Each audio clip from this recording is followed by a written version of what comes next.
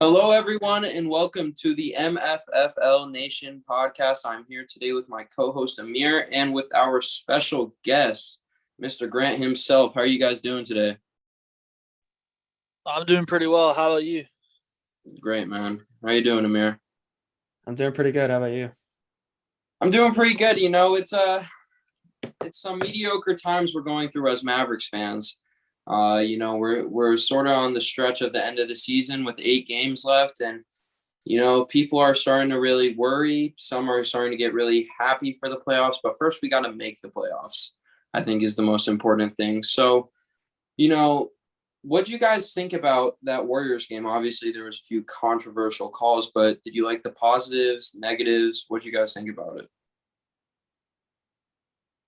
Yeah, I think overall, there's a lot of themes that you tend to see in some of the recent kind of games as well. Like the paint defense continued to struggle. One of the stars being sidelined. But at least some of the silver linings, like Jaden Hardy, continues to look like he's getting comfortable with the NBA game. And yeah, I think that's just kind of a theme with how some of the stuff's gone over the last couple weeks. Yeah. I agree with all that, and also, just it's very inconsistent in terms of there were some plays, like especially in the third quarter, our aggressiveness was really high. So like there was that play where we got like 4 offensive rebounds where Josh Green ended up hitting a three. So I feel like when the Mavs play like that, which is on occasion, then we're one of the better teams in the league. But then there's the other times when, again, like where there's just it seems like there's just less aggressiveness both on offense and defense, and then it's a little bit harder to watch. I also Yeah, think that Josh and Hardy were really good yesterday. I think Josh and Hardy were really good. And one thing that I would have liked to see more in the Warriors game last night is the horn set that the Mavs were running past few weeks. And I think it was just opening up a lot of looks, whether it be a corner three or like Christian Wood was doing it to where he would catch it at the elbow and then there'd be a screen and then he would just go to work. And, Christian Wood is one of our better players going downhill. So I think in these next few couple games, I'd really like to see the Mavs execute on the horn set more often. And then, it's just really, can we get a healthy Luka and Kyrie? I think these next three upcoming games are a very easy schedule. And it's the main question is going to be if the Mavs can capitalize on this. I don't know if I'd say easy schedule. There's some easy games like the Hornets games and a few It's others, Hornets, but Hornets twice, and then the Pacers.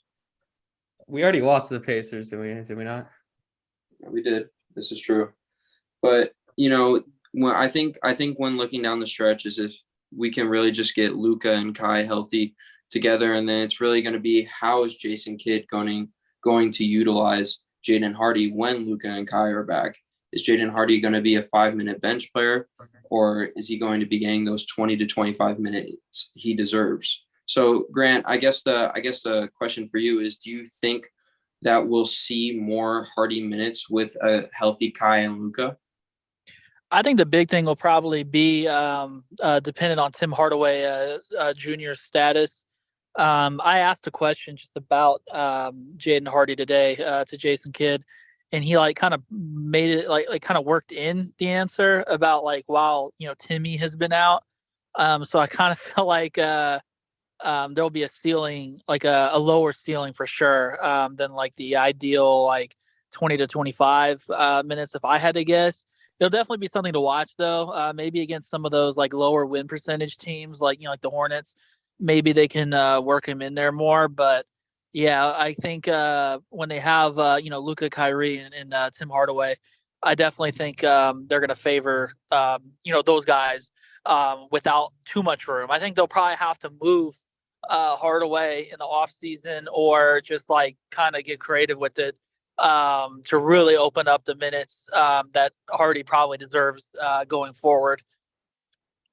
Yeah, and I think, if you just watch the games that Hardy plays 15 to 20 minutes every single time, he's creating his own shots. I do think I saw in the interview that he did say that one thing he really wants to work on more is his playmaking, and he thinks he could get better with that. But I mean, I've seen this guy playmaking pretty well lately with the passes, the lobs to Seawood and Dwight Powell. So, I mean, I think there's obviously room for improvement. I mean, it's his rookie year. But I think looking at Jaden Hardy, I think he has a chance to be an all-star one day, the way he is capable of scoring. And then, it really just comes down to interior defense. That's really our missing piece. And one thing I discussed on the pod with Amir before is the fact that if you look at Dwight Powell, Maxi Kleber, Christian Wood, those aren't centers on other teams in the NBA. Those are power forwards. I personally believe. I don't think they have the strength, or some don't even have the height to play the center position. So really looking into this offseason, I think it's really going to matter the size that the Mavs get. Yeah, I 100% agree with that. And also, to be fair, in the last few games, we've been seeing the paint presence be a little better. Obviously, it's still not like the greatest given the players we have, but I've been seeing, especially with Maxi, just getting back into things, and I've seen Wood put a lot more effort on that side, just trying to protect the paint a little bit better. I've seen a lot of effort, and also a lot of effort on just getting to the rim. I saw Hardy do it a lot. I saw Josh Green do it a lot. I've seen Christian Wood in the last few games do it a lot. Just put their head down and use their body to actually just get into the paint and get easier shots. And I think it's helping our offense out a lot, and it just means that we don't have to rely on like Luka and Kai to do all the heavy lifting on offense. Yeah, that's a pretty solid evaluation. And Grant, I actually want to ask you another question. Based off of your opinion, there's two Mavericks that I'd say fans have the biggest concern about re-signing in the offseason, and that would be Kyrie Irving, obviously, and Christian Wood. Do you personally see those two coming back into a Maverick uniform next year? If I had to give an early guess, I would say it's probably challenging to see Christian Wood returning. I think with how some of his opportunities have been after the All-Star break around there, some games 16, 18, 19 minutes. I'm sure that's not what he's looking for, I would imagine. I'm sure he could probably find something elsewhere. I know a lot of people will say that a lot of the cap space teams may not necessarily be the ones that would give him a lot of minutes or, necessarily throw money at him. But I do think that something that gets underrated is that some of these players can have markets manufactured for them. When he went to Houston, they weren't a cap space team. And he got a good contract, a very good contract, based off the sample size that he had with the Pistons before, making that move over there. So I think, I think he'll have more options. I feel like personally than what people kind of, when you just look at the Hornets have money, the Pacers, the Spurs.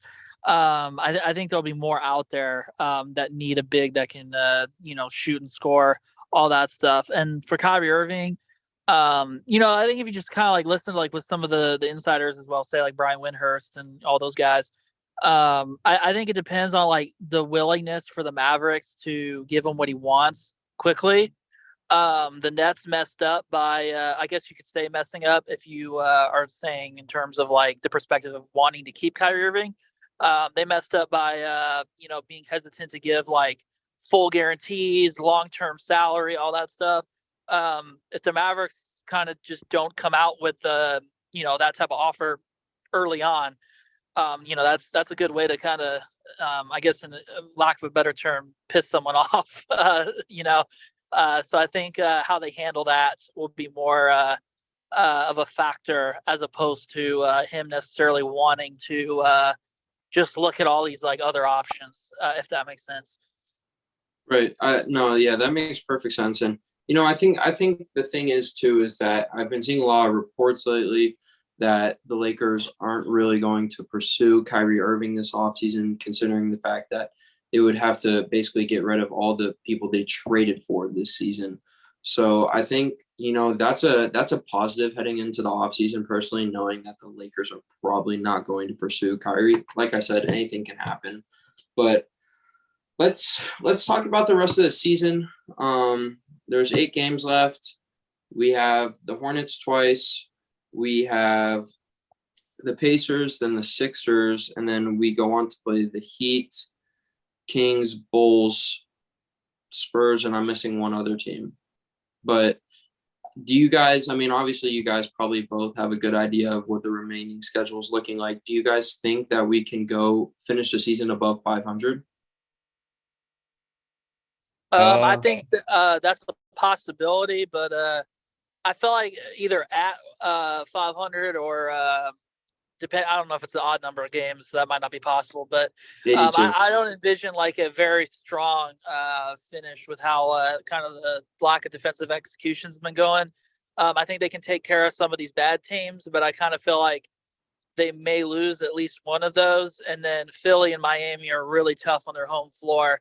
And I feel like even Atlanta could be a problem as well on the road on the second half of back-to-back. So I kind of feel like, factor in Sacramento as one of those teams. I could see a below 500 finish for sure. And honestly, just looking at the way we played the season, the strength of opponent has not mattered that much in the way we've played. Like I think they said it on the broadcast yesterday. I think they said about 50 out of 60 something games have been considered clutch games, where I think the score is like within 5 in the last 4 minutes, something like that. So, and that comes against good teams, against bad teams. If you look at the Pacers game, if you look at, right, I know we had players out for the Spurs game, but all those games against good teams, against bad teams, we still, I don't know, the games just end up being close anyway. So I kind of agree with Grant how it's going to be about 500. Some of them will win, some of them will lose. Right, and I think 500 or a game or two under 500 is going to get you into the play-in. So, I mean, I'd say the lowest goal that I'm reaching for is like an 8 seed. I really don't want to play in that 9-10 seed game because you're looking at possibly the Lakers with a LeBron James and Anthony Davis, which, I don't care what anyone says about the Lakers. When LeBron needs to win, it's a pretty tough time to beat him, especially with our defense now. That wouldn't be too pretty. So I'm definitely aiming for the 6 to 8 seed. I think that's where the Mavs are going to be around. Like I said, though, if you look at the other teams in our conference that are in that tier of like 4 to 12, everyone has a tough schedule. The Mavs had, when it comes to percentages, the Mavs have the third easiest remaining schedule. I know you said that doesn't really matter with some of these low-tier teams, but, if you look at it, and I'll pull it up right now, there are teams like the Warriors. The Warriors have to play the Sixers, the Timberwolves, the Pelicans. The Timberwolves and Pelicans are all in playoff contention, and the Sixers are the 3 seed in the East. If you look at the Clippers, they have the Thunder. Tonight, actually, they have the Pelicans. Then they have the Grizzlies twice. And then if you look at the Thunder, they have the Clippers, Lakers, Trailblazers. I mean, it's all these teams just are going to play each other at some point. So I think the records are still going to stay very close, and I think a lot of teams are going to be stuck at 500 or around that area. And I personally I don't know, I'll ask you guys about this. I personally would prefer the 6th seed over the 5th seed.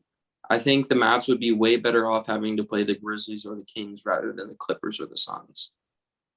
And I feel like the 5th seed is kind of out of the question anyway. I'd even doubt, like, given that we lost to the Warriors, like I get that the records are still close, but just I don't know. I think it's looking pretty tough to make that. We're gonna have to win, we're gonna have to go on a winning streak of some kind, or just win like a majority of the games, which I don't know if I see happening to get to like 5 or 6.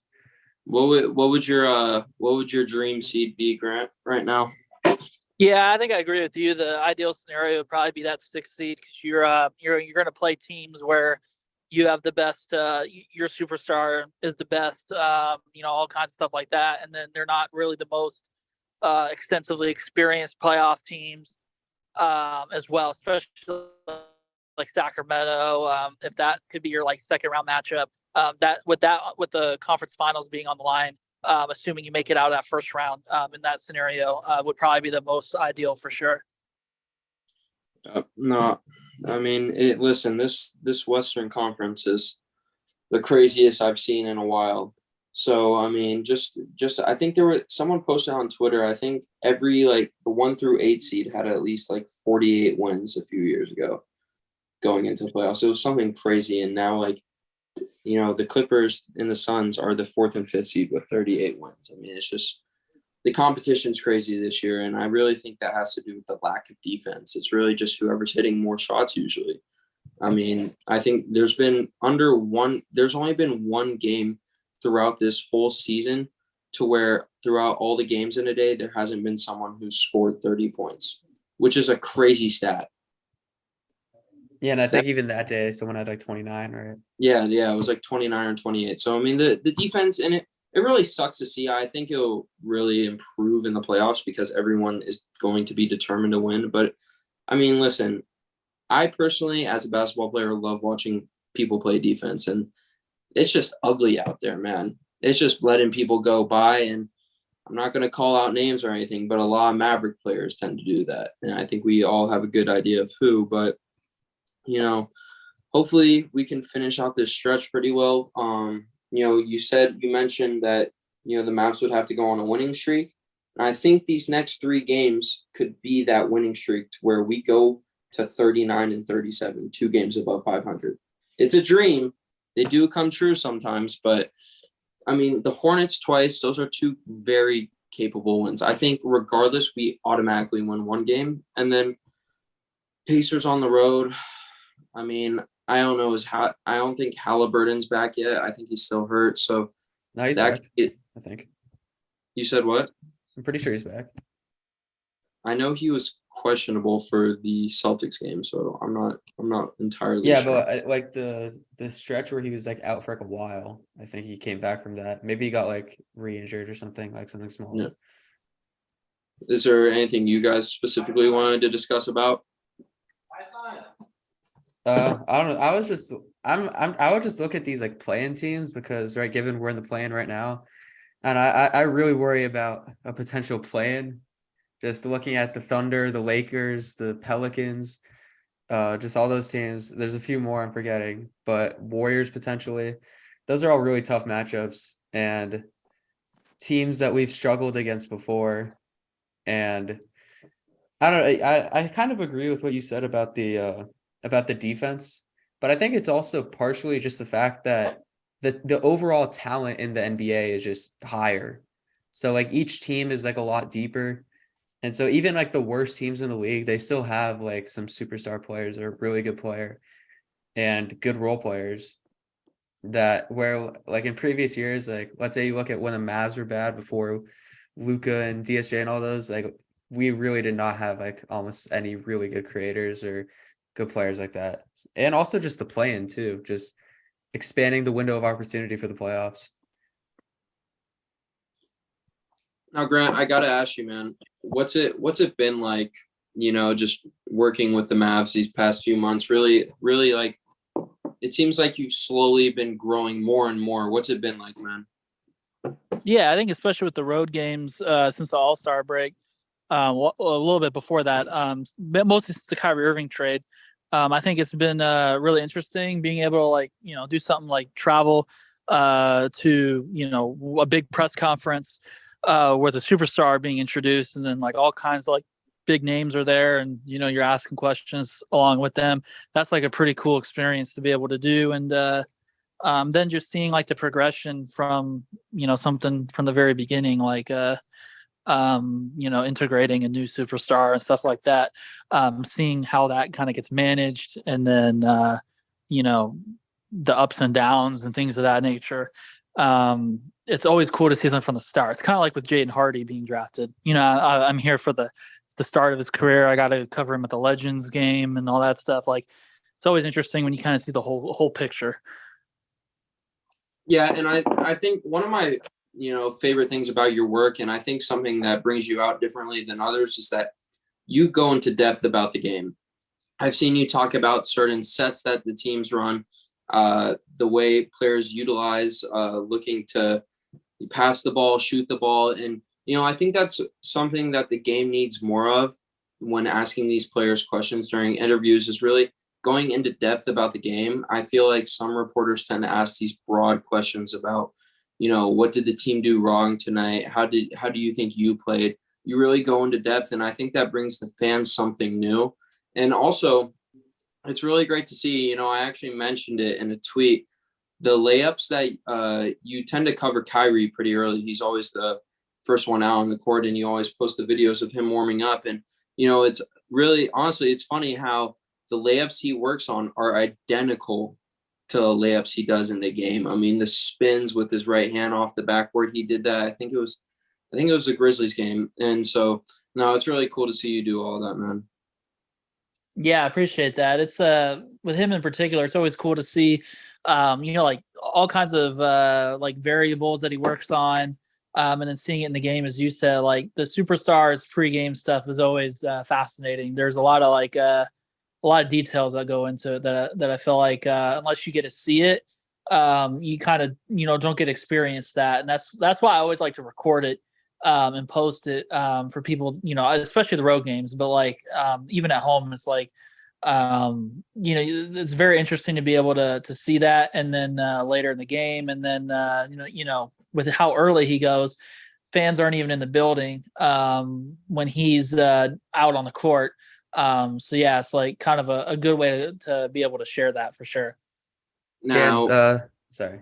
You're good. You're good. Okay. Yeah. So speaking of fans not being in the building, what is one thing that you'd say that as a reporter that you get to see that fans at home like don't really get to understand, but you do get it, being a little bit closer to the team?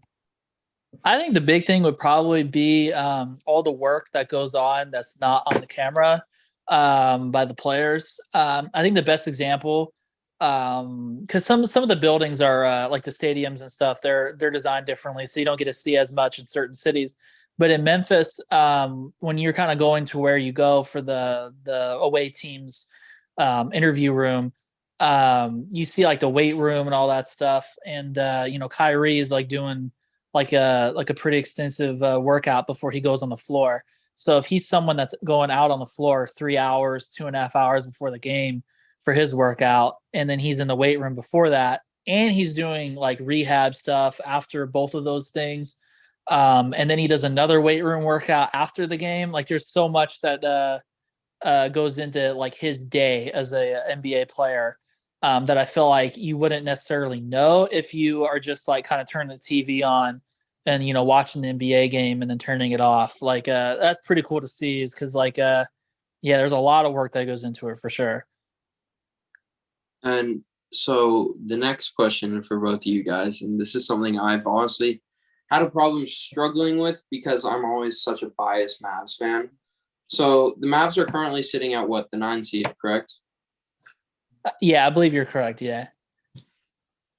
Realistically, what seed do you see them finishing? If you know what, I'll ask this question first. Grant, do you think Kyrie will? And obviously, you may not know. Do you think Kyrie will play tomorrow night against the Hornets? I think it sounded like he's trending towards that with the way they kind of talked about it today, or Jason Kidd talked about it today, I should say. It's tough because I don't know. I feel like with him, he was cautious with that last stretch with this foot injury. Yeah. I do think if I had to guess, I think he will play, since it's like it's been a good amount of time since he was in Memphis wearing the boots. So I think he probably will, if I had to guess. Yeah, I mean, I hope so. I sort of feel like it's now or never, but back to the question I was getting to. Okay, so let's pretend Kyrie plays tomorrow. If not, it's still the Hornets. I'm not too worried. What seed do you guys see the Mavs? Realistically, no bias Mavs fans, BS. What seed do you see the Mavs finishing with this regular season? I could see probably I think they'll be in the play-in tournament, is probably my guess. I could see a scenario where they're not, but like in a positive way. But I think they'll probably be one of those higher play-in seeds, if I had to guess. If I had to say, I'd say play-in also. If I had to give a number, say the 8 seed. But I could also see it trending either way. I could even see us out of the playoffs or play-in entirely. Like I don't know. It's just it's a lot of changes being done, and it's kind of late in the season. So like I think with Luke and Kyrie playing, we haven't won yet, or we won one game We're 3-6 with Luka and Kyrie playing. together. Yes. Okay, so I don't know. It's just, but still, they haven't even played 10 games yet, and there's been a lot of injuries. I don't know. I think we'll probably stay around where we're at right now, about 8-9, something like that. I'm going to. I could see it going both ways. I want to be optimistic about this one, and I'm going to say I could see the 6th seed just because I think if they beat the Hornets twice and the Pacers, and then they beat the Spurs in the season finale, that's 4 wins right there. Okay, so you're already looking at 40 wins automatically if they win those 4 games. I know it's not like a definite, but you're looking at 40 wins right there. And then you have the 76ers, the Heat, Hawks, King, and Bulls. I think they could easily win 2 out of 5 of those games. Maybe 3. So I think the Mavs I think they could trend towards a 42 to 43 game season, and I think that could really possibly get you the 6th seed. If not, they finish the 7th seed, and I like the Mavs at home against any 8th seed. I don't see a scenario where the Mavs fall down to the 9th or 10th seed just because they have those 4 really, I wouldn't say really easy, but they're going to be more predicted to win those games. So I personally, I'm optimistic about the Mavs. Luka and Kyrie, like you said, they've only had 9 games together. You got to give them time to blend together, late game situations. They got to get used to that. And that's something that just comes with time. And, you look at teams with the Celtics where they have Tatum and Brown, they grew together. They had to learn who's going to shoot the final shot sometimes. And, sometimes, I think we're going against the Timberwolves when Luka and Kyrie just kept passing it back and forth to each other at the end of the game. So, I think that just comes with time. And that's really why I hope Kyrie stays for another season, just so that we could really give Luka and Kai the chance to play an 82-game regular season together and see what they're really capable of. But, only time will tell. And also, I think it would give the front office a chance to actually build around them, since it's kind of unexpected that we even got him. I don't think to start the year the front office would have expected bringing in a player like him. So to actually get a free agency to build around him, I think would really help us as well. And I think the Mavs also, if the Hornets win tonight, I think the Hornets have the tiebreaker on the Mavs, correct? I don't know. If the Hornets are up by 7 right now, I think if they win, the Mavs fall to the 10th seed. So it's gonna be Hold on, you said the Hornets? Yeah, no, the Pelicans. The Pelicans are playing the Hornets. My apologies. Yeah, I think they do have the tiebreaker if I remember correctly. Yeah, I think the game where Luka, where actually I think the thigh strain was really serious. I think that's the game they got the tiebreaker on. So I think the Mavs, assuming the Pelicans beat the Hornets, the Mavs will probably fall to the 10 seed, and then the Thunder take on the Clippers. But even if the Thunder lose, they have the tiebreaker on the Mavs as well, I believe. So, the Western Conference is very tight. There's going to be, it sounds like a bunch of teams tied by the end of the night or within half a game or 1 game of each other. So, the race is it's unbelievable, and it's going to be really interesting. And I think what's so funny is that if you're an NBA fan just not rooting for a team, you're probably in love with this, just seeing all these teams battling it out for these last few seeds. But if you're a fan of a team that is struggling to make it into the play-in or battling for a 6th seed, you're stressed. As a Mavs fan, I am stressed after these L's we have.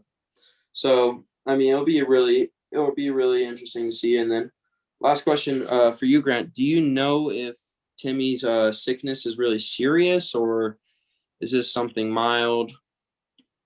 That I'm actually not sure of. I feel like he's been labeled as having an illness for quite a while now.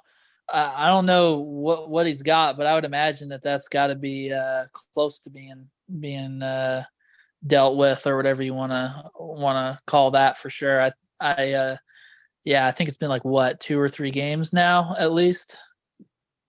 Yeah. I believe 2. Yeah, 2. Yeah. So yeah, I think I didn't get a good chance to see him like the way when they opened it up today in the practice.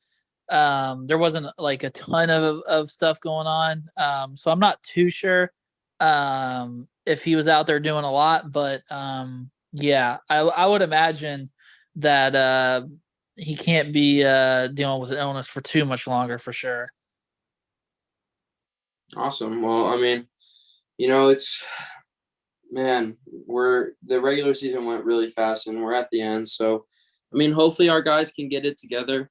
I'd say if we knew how to work throughout clutch game situations, the Mavs would be at least the 3rd or 4th seed, but that's the kind of season we're having. And, there's going to be ups and downs. I do have a lot of optimism, like I said, coming into the end of the regular season. And I don't know. I think we've had ups and downs. I feel like at this point, like, I don't know. I can't even trust the lead anymore because of this team. Like, we've been up so many games where we just end up choking it. Honestly, at this point, like, I can't even be like, even after that Warriors game, I wasn't even that like angry about it, or just it's happened too many times. At this point, I'll just be happy wherever we go, because I think we could go pretty far. Do you guys think anything will happen with this protest? I doubt it. I feel like there's probably enough, or you would need a lot to be able to kind of win that. I don't think they'll be able to win it, in my opinion. I also think from what I understand and what they said on broadcast and just looking around, it seems like it's just the entire Mavs just misunderstood what the refs called. I agree with that for sure. Because from what I saw, they called Warriors ball and then Mavs timeout, but people thought, including Kevon Looney, who's right there, that he was changing the call from Warriors ball to Mavs ball. And so the ref explained it to Looney, who was standing right there, but not to anybody else. So that's how they knew, and we didn't. Yeah, no, that was stressful, and I think this will be a good last question for this podcast. What would you guys say was the most painful Mavs loss of the season? I personally, a lot of people have said the Thunder loss where we were up by like 15 with like 2 minutes left. I'm going to go with the Bucks game, where Tim Hardaway Jr. got fouled on a 3-pointer, missed all 3 free throws, and then Dorian Finney-Smith got fouled and missed 2 free throws, and then they made a lob pass with like a second left to win the game, and then Jason Kidd drew up baloney for the last play and had a Luka half-court step back. Yeah, I think there's a lot of options to pick from. To be honest, there's a lot of options. I think losing like what was it, a 26-point lead in one of those games. The Lakers game. Yeah, the Lakers game. Yeah, that was a little tough. I think. Yeah, I think I'd probably go with that one, because that's such a crazy number to kind of watch wither away, and then yeah, especially with the way the conference is going right now, like that's a brutal game to lose. I think I'd pick that one, but I respect all of the other choices, because there are many very good choices. Yeah, I was going to pick that too, but if I had to pick a different one, I would have picked the Pelicans game that Luka got injured in, because I think we were up 16, and it also Brandon Ingram was back in that game. Zion was out. And Brandon Ingram was also hurt in the game. So it was just basically CJ McCollum and role players. And we still had Kai, but I think we were clearly like, we just ran out of gas. We just played a lot of games in a row. And dude, CJ McCollum also looked like prime Kobe Bryant. Yeah, he just caught fire. It was like a helpless feeling. So I don't know. I really thought we were gonna win that game. And both the Lakers and the Pelicans game, national television. It was just, I remember watching that game, and yeah, that was rough, man. And the Bucks game was national television. You remember me after that Pelicans game in our group chat. Just I was going off. I was really pissed off. What would you say was the most memorable Mavs win this year? I have, if I had to choose, it's either between the Knicks win where Luka had 60, 20, and I think it was 10 or 11, or it would be the I'd say the Sixers game with Kai and Luka going for 40 each. That was really fun to watch, even though we almost blew it. Almost. I think that Sixers game was one of the better games we played this year. Yeah, I definitely agree. I think the Knicks one, I would probably pick that mostly because of that crazy putback that Luka needed to send it to overtime. I feel like that one was just a wild game. I remember already writing it up on my recap as a loss. So I had to change that one up. I don't really remember doing that too much. I feel like that was just a wild game. Yeah, no, that one was wild. It was definitely, I think what would have been up there, this actually could be one of the most painful losses, was the Suns loss, the home opener. That was rough. That was rough. I mean, you guys, like, we let Damian Lee game us. Like, that was the start of the Christian Wood saga as well. 16 straight points, and then he doesn't close. Yeah, no, I mean, that was painful, but it was also Dwight. He didn't close, but Dwight Powell was a DNP that game. So it was like, what the hell are you doing, Jason? Oh man, I was actually thinking of that Suns game, the recent one with KD and Kyrie, where KD ends up playing like 3 games for the Suns, and one of them's versus us. And I think that game was probably one of the better games we played in a loss. We were playing really well, and it was just really unfortunate to lose that with the missed layup by Luka at the end. That was rough too, but we played really well that game. Blank shot. That was awful. And that's like Luka's, like, Luka probably misses there like one shot in every like 500. Like, that was bad luck, man. But Grant, I don't know how much into depth you could get about this, but what would you say the future's like for Jason Kidd in Dallas? I think after making a conference final, I think this year I don't know how they'll finish, but it's like, statistically you would say it's probably not going to be that long of a run if you're like hovering around the play-in tournament on a consistent basis. So I think I can't really envision him necessarily like being out of a job after the season or anything like that. But I think like if a bad season, like a bad start to next season, or like just a bad season overall, I could see there being like real conversations, because there's a lot of criticism already now. But like I think a little more after like a start to a new season, if like some of these things continue after roster changes, because it's very obvious that there are roster holes. And as we talked about earlier, it's very hard to kind of have a balanced roster when you're trading for a superstar mid-season, when you already had a roster that had problems. So if they address those problems, and there's still like kind of head scratching stuff that goes on early next season, I could see there being real conversations where people are putting some pressure on there. Yeah. And would you say that if the Mavs were to get rid of Jason Kidd this offseason, do you think that plays an effect into Kyrie re-signing with the Mavs? Or do you think that he more leans that I'm not sure about. Unfortunately, I'm not too sure on that one. I know he has a lot of respect for him. Like he's made comments saying as such. But I think honestly, with a lot of the big decisions, like for players and all, I think a lot of it comes down to the contract. Like if they give him what he wants, which I don't think there's a big difference in general when re-signing what you can get versus everywhere else, as you guys know. But especially in his instance, where there may not be like a lot of like super aggressive suitors, I think that would probably help to overlook really any like kind of thing like a coaching change.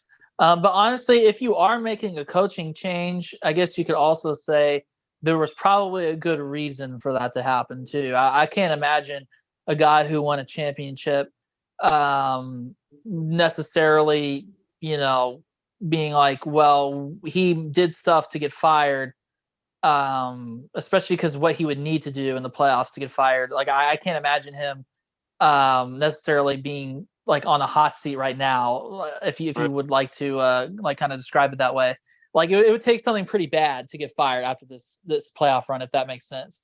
So yeah, I feel like it would probably be like, I understand he got fired for this reason because it had to be something kind of bad. Yeah, and also they'd probably just wait until after all the re-signings happen, then they would probably decide on that, because I don't know, especially if that is something that mattered to. I think they'd want to see what the roster is looking like before maybe doing a coaching change. Yeah, you probably want to learn if you're even going to have Kyrie Irving before you do too much with making big changes to leadership and all that stuff, for sure. I personally believe, and I think it plays an effect with Nico having the relationship he does with Kyrie. I think Kyrie's going to get the contract that he wants to get in Dallas. I think that, obviously I don't know the behind the scenes, but I think Luka obviously wants a second star. I think that takes a lot of stress off of him. And so I think Luka is going to validate that he wants Kyrie to stay. And I think, with the relationship Kyrie and Nico have, I could see this working out pretty well. And, the great plus side about Kyrie is that he has a lot of connections in the NBA and he can recruit people to the Mavs. And so that's going to be interesting as well in the offseason to see what the Mavs can do with getting new additions and whatnot. Yeah, I definitely agree with you on that. Yeah, and I also think just in terms of the Mavs and Kyrie, I think both sides would be motivated to make it happen, because if we lost Kyrie, especially for nothing, I think it would be pretty rough for our roster construction, because we'd have like some money, but it wouldn't be a lot. And it would be pretty hard to replace someone like that, especially after we gave up a lot to get him. And I think, that's what makes me believe so much that we're planned to re-sign him and give him what he wants. Because if you look at Nico Harrison's history, he's done a very smart job with his trades. He traded 4 bench warmers that didn't play a single key minute in the playoffs last season for Christian Wood, who, like it or not, has very much so benefited the Mavs. And don't disrespect Boban like that, though. He was I love Bobby, but other than his crazy double on the night of when the COVID outbreak began, what did he do? Let's be honest. But no, obviously respect and love to Bobby, Sterling, and Marquise and Trey. But when you look at that trade, and the way it worked out, Christian, he averages 18 and 8, and we traded him for scrubs. So that worked out very well. And then I just don't think Nico would risk trading Spencer and Dorian knowing that he wouldn't get Kyrie back. It just doesn't make too much sense to me. So I personally see Irving ending up in a Maverick jersey next year.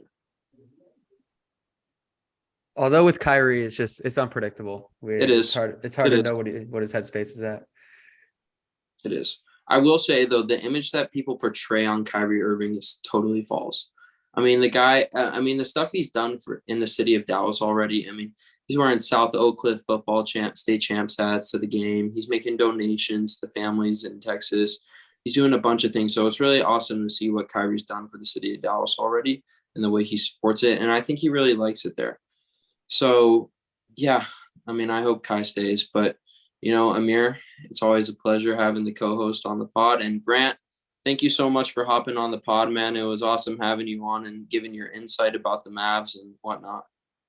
Yeah, thanks for having me. I enjoyed it a lot, for sure. Yeah, we hope we could get you back on here sometime soon. Yeah, definitely. All right. Thanks, guys.